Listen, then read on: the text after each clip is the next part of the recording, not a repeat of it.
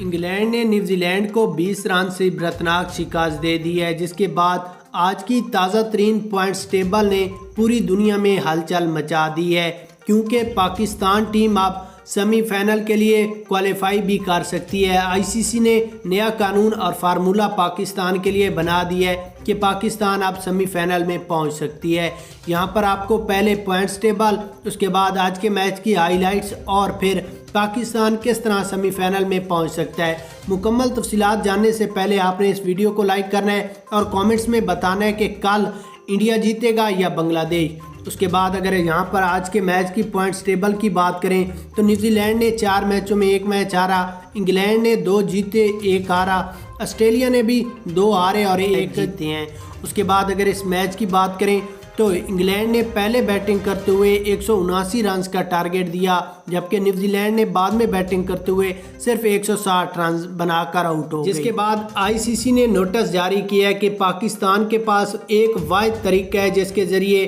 Pakistan semi final میں پہنچ سکتی ہے، وہ یہ ہے کہ کل والا میچ انڈیا ہار جائے اور پاکستان اپنے بقیہ 2 میچ جیت لے تو پاکستان آسانی کے ساتھ سیمی فائنل میں پہنچ سکتی ہے۔ کامنٹس میں بتائیے کہ آپ پہنچ سکتی ہے یا نہیں۔